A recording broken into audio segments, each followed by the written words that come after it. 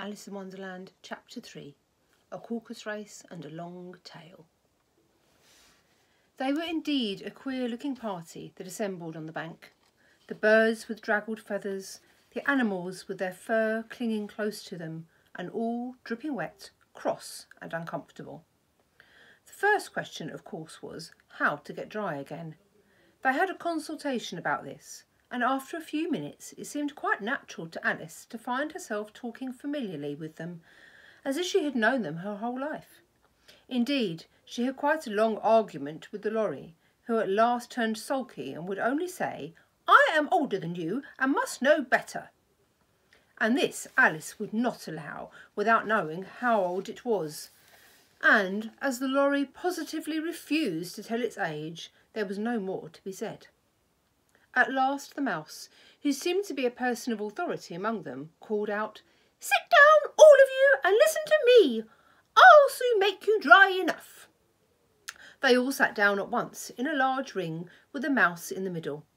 Alice kept her eyes anxiously fixed on it, for she felt sure she would catch a bad cold if she did not get dry very soon. "Ahem," said the mouse with an important air. "Are you all ready? This is the driest thing I know. Silence all around, if you please. William the Conqueror, whose cause was favoured by the Pope, was soon submitted by the English, who wanted leaders, and had been of much late accustomed to usurpation and conquest. Edwin and Morcar, the Earls of Mercia and Northumbria—" "Oh!" said the lorry, with a shiver. "I beg your pardon," said the mouse, frowning but very politely. "Did you speak?" "Not I," said the lorry hastily. "I thought you did," said the mouse.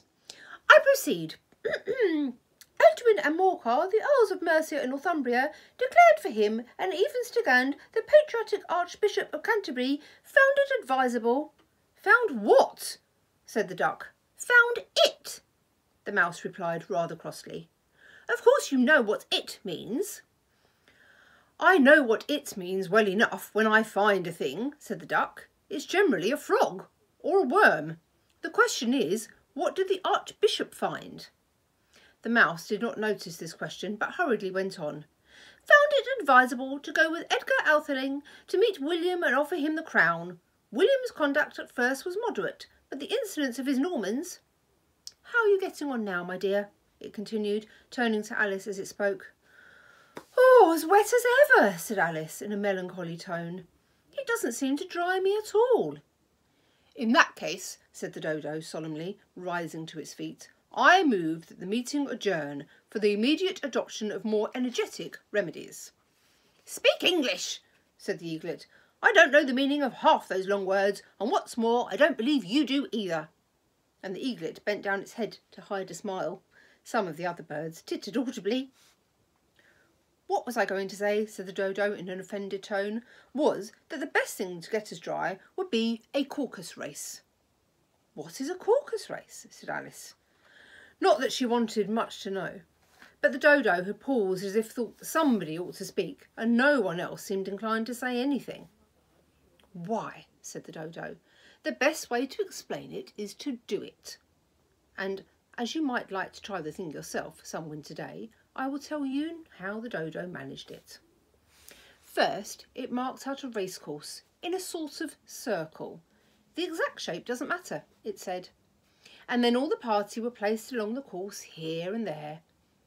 There was no 1, 2, 3 and away, but they began running when they liked and left off when they liked, so that it was not easy to know when the race was over. However, when they had all begun running half an hour or so and were quite dry again, the dodo suddenly called out, "The race is over!" And they all crowded round it, panting and asking, "But who has won?" The question the dodo could not answer without a great deal of thought, and it sat for a long time with one finger pressed upon its forehead, the position in which you usually see Shakespeare in the pictures of him, while the rest waited in silence. At last the dodo said, "Everybody has won, and all must have prizes." "But who is to give the prizes?" quite a chorus of voices asked. "Why, she, of course," said the dodo, pointing to Alice with one finger, and the whole party at once crowded round her, calling out in a confused way, "Prize! Prizes! Prizes! Alice had no idea what to do, and in despair she put her hand in her pocket and pulled out a box of comfits. Luckily the salt water had not got into it, and handed them round as prizes. There was exactly one apiece all round. "But she must have a prize herself, you know," said the mouse. "Of course," the dodo replied very gravely. "And what else have you got in your pocket?" he went on, turning to Alice. "Only a thimble," said Alice sadly. "Hand it over here," said the dodo.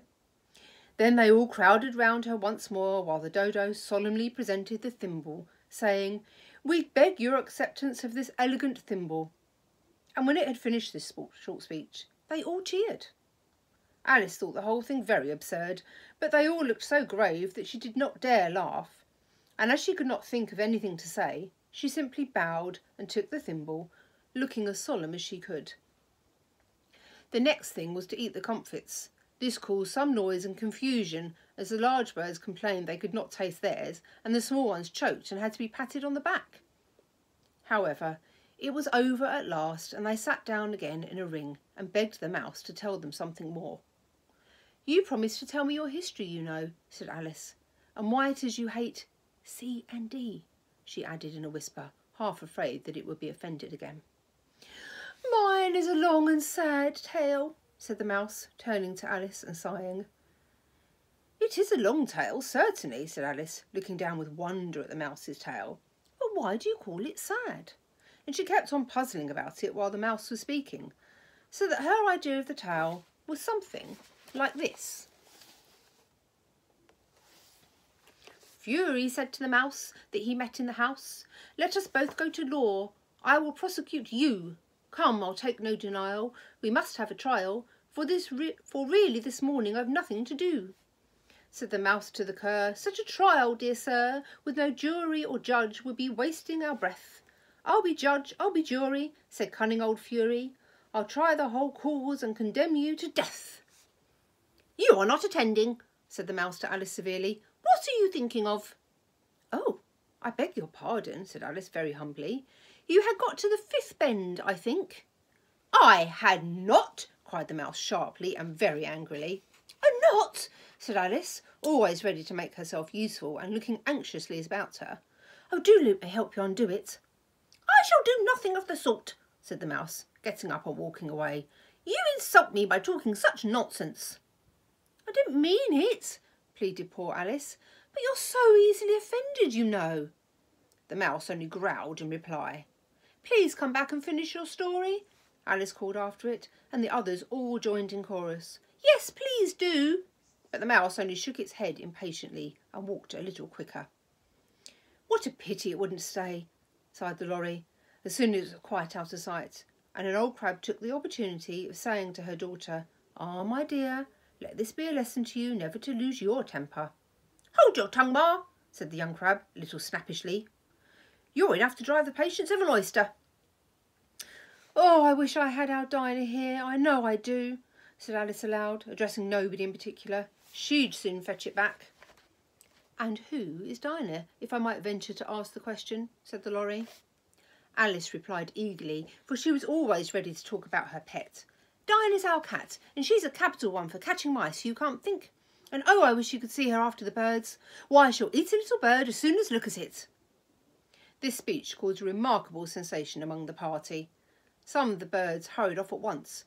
One old magpie began wrapping itself up very carefully, remarking, "I really must be getting home. The night air doesn't suit my throat." And a canary called out in a trembling voice to its children, "Come away, my dears. It's high time you were all in bed." On various pretexts they all moved off, and Alice was soon left alone. "I wish I hadn't mentioned Dinah," she said to herself in a melancholy tone. "Nobody seems to like her down here, and I'm sure she's the best cat in the world. Oh, my dear Dinah, I wonder if I shall see you any more." And here poor Alice began to cry again, for she felt very lonely and low-spirited. In a little while, however, she again heard a little pattering of footsteps in the distance, and she looked up eagerly, half hoping the mouse had changed his mind and was coming back to finish his story. See you soon.